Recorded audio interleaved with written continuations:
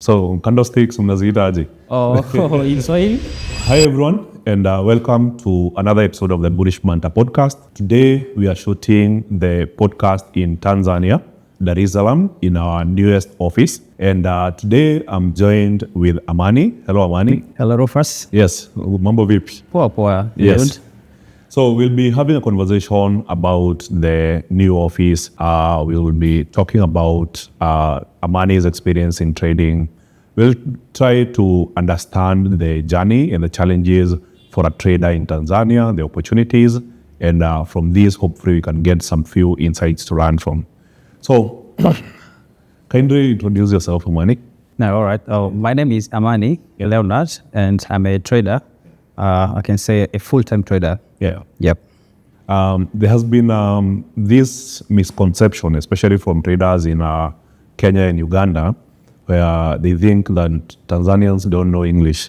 Is that true or not? No, that is not true. Not all of them. Yeah. They may not know how to speak, but they can hear you. Yeah. And they can understand what you mean. Yeah. But traders in Tanzania, they know how to speak English. They know how to speak. So, candlesticks mnaziitaje?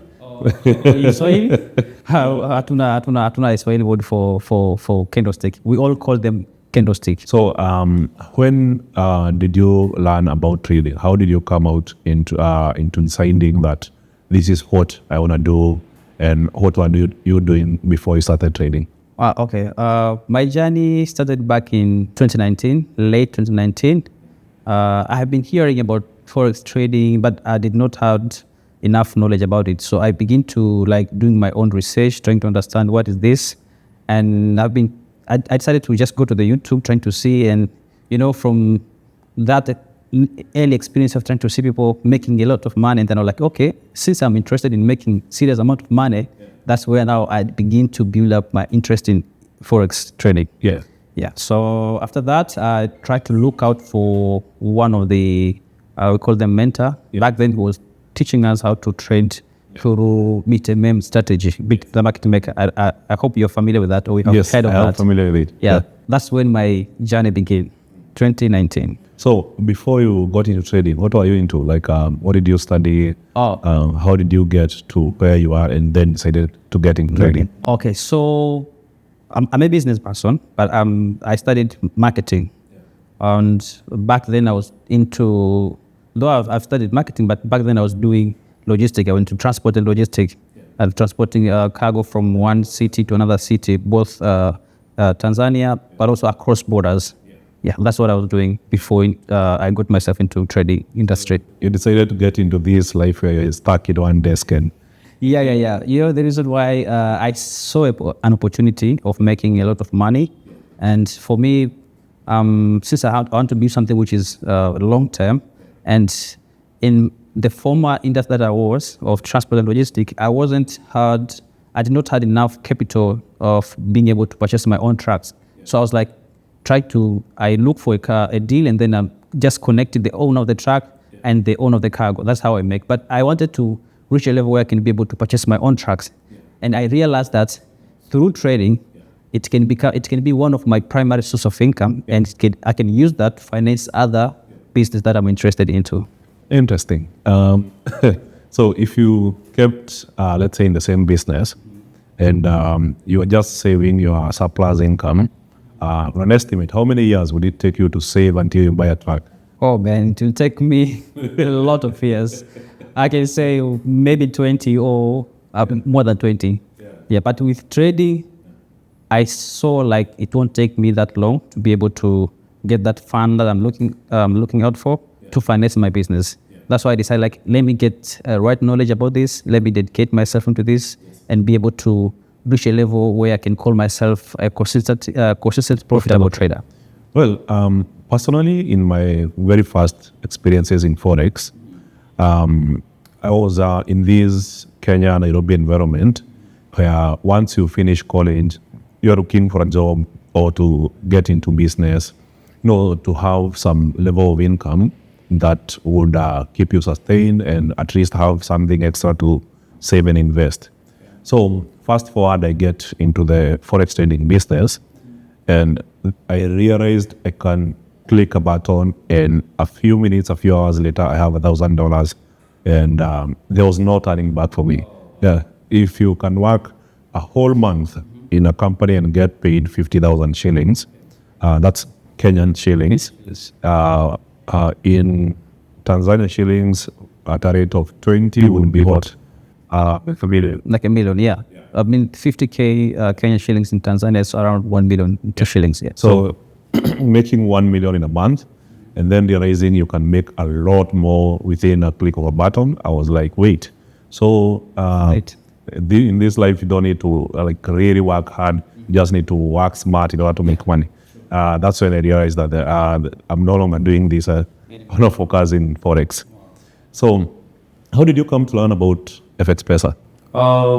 Now, in this industry, as a trader, Yeah. you cannot be able to open a position or execute what you wanted to execute in the financial market without having a broker in between. So in that time of trying to locate who is the better broker, that's when I came to know about FX Pesa. Yeah, after that, I think one of my friends recommended me to FX Pesa, and then I went ahead and tried to look of their, try to check their service, try to check their spread, their deposits and withdrawals, and then I found out this is the better broker that I can use. And again, he's nearby. Like, other brokers, you cannot even access to their office physically, but this one, they are there. Like, Nairobi is not far from Tanzania, from Dar es Salaam. So if anything happened and I need a physical contact with the leadership of FX Pesa, I can actually go there. So that it actually convinced me, like, okay, Amani, this is the better broker I can work with, and that's when I decided to let me now begin to work with FX Pesa. Yeah. So to our listeners, on this weekend we are launching our office in Tanzania, Dar es Salaam. What's the name of this building? It's called FNB. Yeah, FNB House on the third floor. So from here you'll be able to get direct service from FX Pesa, and of course you'll be having free trainings from Monday to Friday. So let's talk about your mentor. How much did you pay for your mentorship program? Oh, so for me, first I tried to learn on my own. Yeah. And with that, it took me time. It took me time to understand. Sometimes, as a trader, you feel like you can do it on your own. I spent like 1-2 years and tried to learn on my own, but I could not be able to see progress on my trading journey. That's when I decided to go out and look for a mentor. But in terms of price that I've paid, it was around 500 USD. Yeah. That's the amount that I paid my mentor to train me how to trade well. Interesting. Yeah.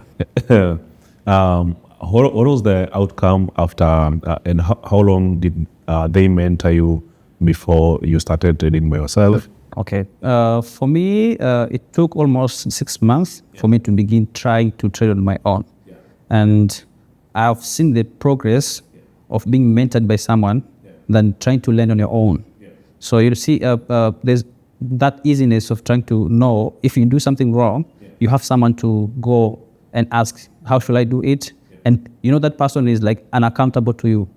Every time you do a mistake, you have to go and report to them. That's how it took me. It took me like 6 months to begin doing it on my own. Perfect. And that must be a very patient mentor. In Kenya, we have these mentors who will take you through a course for 6-8 weeks, maximum 3 months, and they enroll a new group, and you're left on your own. It's kind of very fast business. So you find that if a mentor is making a lot of money, then they are motivated to bring in new clients. So holding on to a client for 6 months until they are profitable, that's really inspiring. Yeah. So what are the challenges? What would you say are the typical challenges for a trader who is just beginning their journey in Tanzania? Well, there's a lot of challenges traders are facing, especially when they begin their journey into trading. Sometimes these traders, they're just coming into this industry with different perspective. It all begins with a perspective. Some of these traders, they're coming in knowing that this is the quick scheme of making money, which is not the case. And with that, when they come in with the wrong expectation, wrong understanding. And that is the main challenge. You find them they don't willing to pay the price to learn.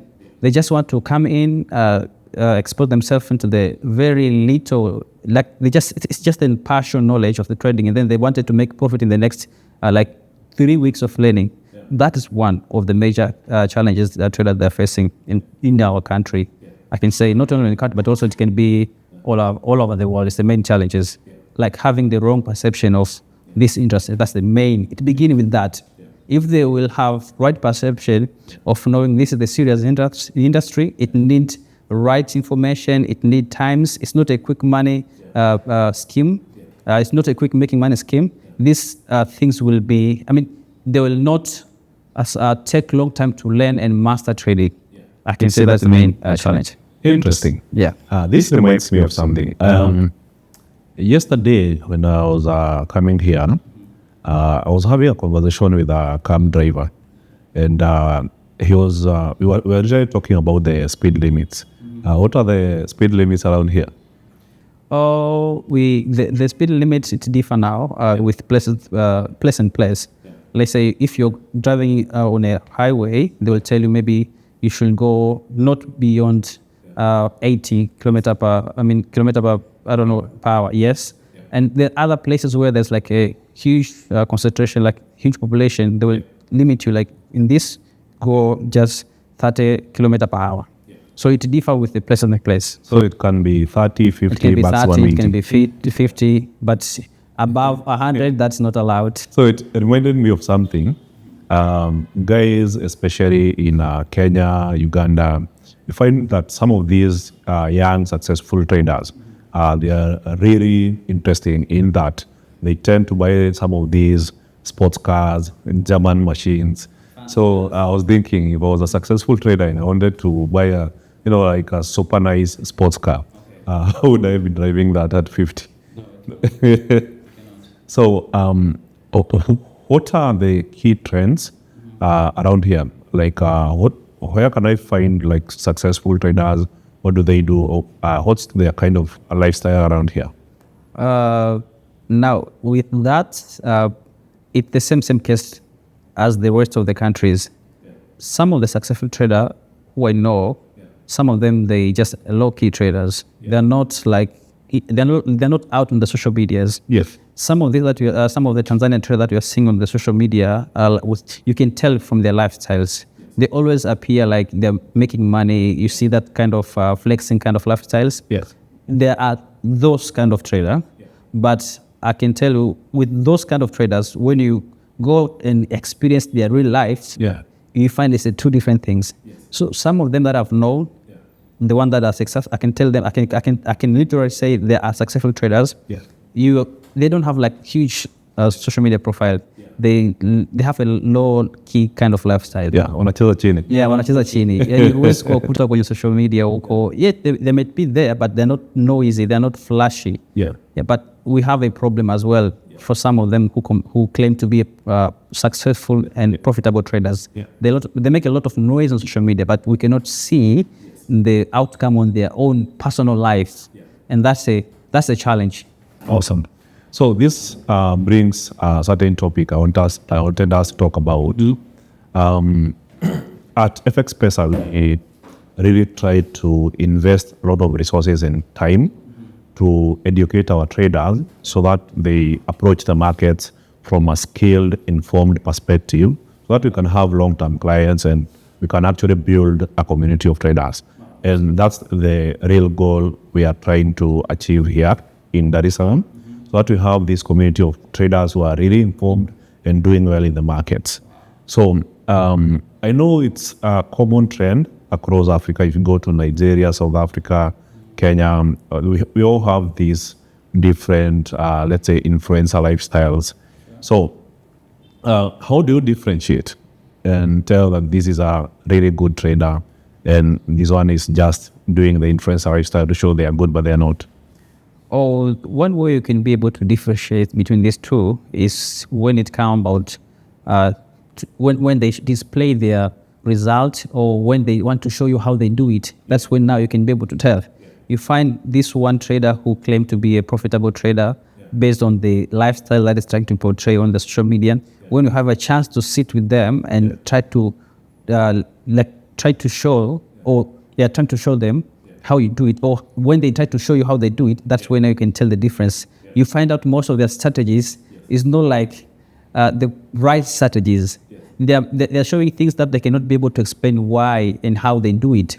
They cannot explain how and why they do it. But when you call this one who they are just a low-key traders, the one that they don't have noise, they can actually explain why they take their profit to where they take it and why they set their take profit to where they set it. So we can only differentiate from the services they're providing. You can't tell me you are a profitable trader and then you are selling signal for $20 and you are claiming that you're making 50K in a month. How is that? How is that correlating? You see? Yeah. So you literally speak with someone and see if they have substance, see if they're actually walking the talk before you make a decision to work with them. Interesting. So let's talk about the markets. Today, for our listeners, is the 1st of November, and we have the U.S. non-farm payrolls coming up. What are your expectations for today? For me, based on my strategy, the way I do trade, I am more of technical trader. Though I'm into fundamental a bit. But from today, we will see, because we are heading, we are about to, the election is about to take place. So probably they will try to provide that as that they'll make US dollar to be strong. So possibly US index, we expect it to, like say, pump up, go up a bit, and then later on we may see a decline on the US index. So possibly, for me, I'm not getting into this today because I have not planned to trade NFP.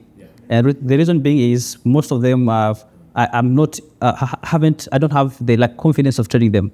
Sometimes they might be manipulated, and I don't want to risk that. So I'll wait until the market is calm, and then I'll reanalyze again and I'll just take my position based on my confidence. Perfect. So what would you say is your best asset or your favorite asset to trade in the markets? Man, for me, I prefer to trade gold, and sometimes I prefer to trade GBP USD and Euro USD. I know they are more volatile kind of assets, but for me, I find it easy to trade them. I can trade almost all kind of assets, but I decided to stick on one, and this is it benefits me a lot. I get to know the behavior of that asset, how it behaves. So I can literally stay with one pair for 3 months, and I can make money out of that. I don't have to trade 5 or 4 pairs, just one. So basically, I can tell it's Euro USD, GBP USD, and gold. Yeah, interesting.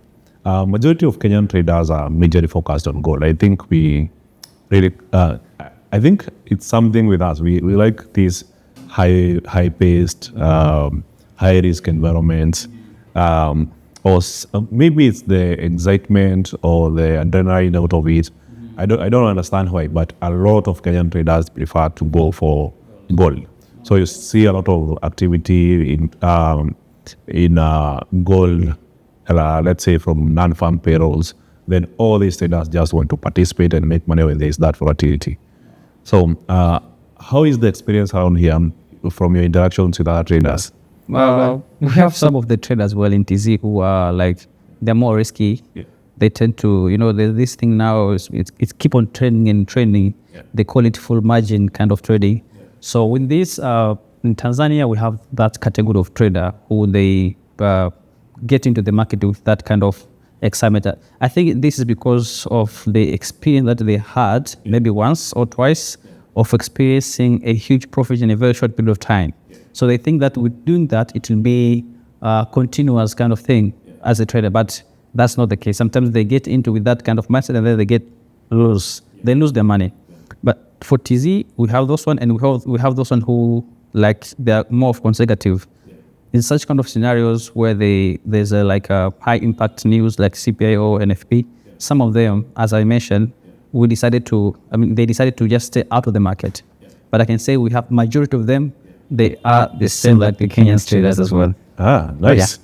So, as they say, patience is key in this game. Risk management is key. So, I hope you don't mind if I ask you this, but whenever you are, let's say, trying to be patient with your trade, you don't want to be looking at the ticker chart every other second. How do you use your time for that particular period? For me, I use that time to improve myself, I usually go back. If I know I'm not getting to that kind of trades, I used to go back and reanalyze my market. I use that time to learn more about my trades. Whether if I have a series of, let's say, series of losses, I use that specific time to just go to the market and understand what was the reason. Okay, let me try and phrase this differently. You've done some. Do you trade from home or do you have an office? I do trade from home, and sometimes I do trade from an office. Yeah. So let's say you've done your analysis. You've seen your USD is moving from this point, going to this point. Let's say you're expecting to take your profit in 3-4 hours. So what do you do in between? What kind of music do you listen to? Do you have maybe another skill that you're working on?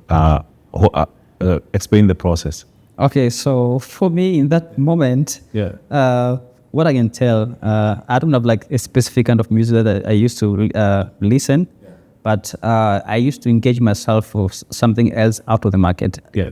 Once I've set my, let's say, buying limit or my pending orders, as I'm waiting for that moment, I just engage myself to sort something else out of the market. I can just call one of my guy in the logistic trying to check if there was a thing that I was supposed to execute. I use that particular moment to take care of that activities. Interesting. There's a common trend I've seen with traders in Dar. Trading from the beach. Have you done it? No, I haven't tried to do that. That's, maybe I should try one, but I haven't done so. It's something which is trendy now in the social media. You are seeing someone at the beach with their laptop open, trying to show it's a kind of life. It's a cool. I think it's not. Well, forget the lifestyle. I want to have that experience. Oh, you haven't had one. Yeah, no, I want to have that try. Experience. I get just some like me, cool I haven't tried. Executing my trades. Wow, I think I should try once to see how does it feel. Yeah, and if I lose money, drink the sea water. Awesome. Do you have any questions for me regarding FX Pesa, our products? Yeah. So for me, what I wanted to, let's say, ask concerning you and FX Pesa, from your experience, you tell me, I heard like FX Pesa, they are providing a limited leverage up to 1:2,000. What can you say about the leverage access, especially for Tanzanian or Kenyans market, in the term? I mean, in the term of risk management, having access to the huge leverage. What can you say about that? Is it something that should be encouraged to more of the trade, or they should need to understand more of how leverage works? Well, first things first. In this business, learning is key. Whether whatever you do, whether you're trading a small account, big account, you must learn, gain the skill, and once you understand the skill, then you transition to your live trading. So, like before you do anything, if you don't understand a leverage, don't trade. That's the number one rule. So you must learn and understand how leverage works. Then the next thing, in terms of leverage ratios, for Kenyans, we are limited by the Capital Markets Authority of Kenya, who is the regulator for FX Pesa, to 400:1. So the thing is, whether you get 400:1 or 1,000:1, the moment you execute a trade, let's say on Euro USD, and price is moving up and you had projected price will go down, you lose money, right? Yeah. So the thing is about learning how to manage your risk, understanding how leverage works. So leverage just gives you more, I would say, more control of more capital, which is a two-sided sword.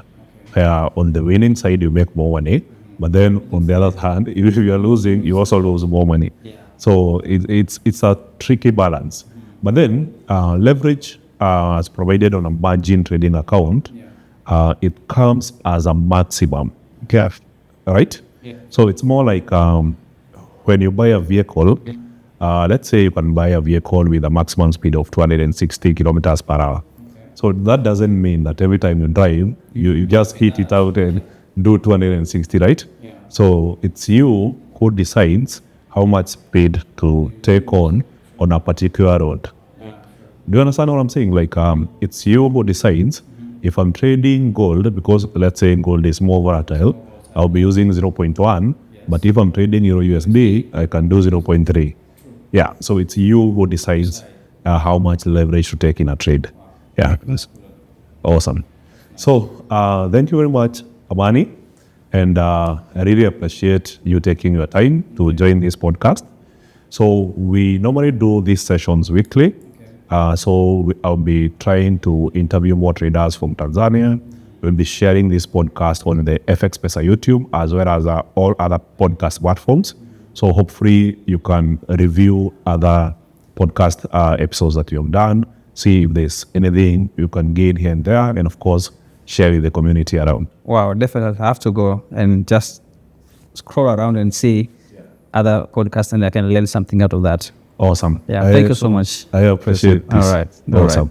So to our listeners, remember to like, share, and subscribe to our YouTube channel. If you are watching these on a different platform, remember to leave us a comment, and we appreciate all the feedback you can give us.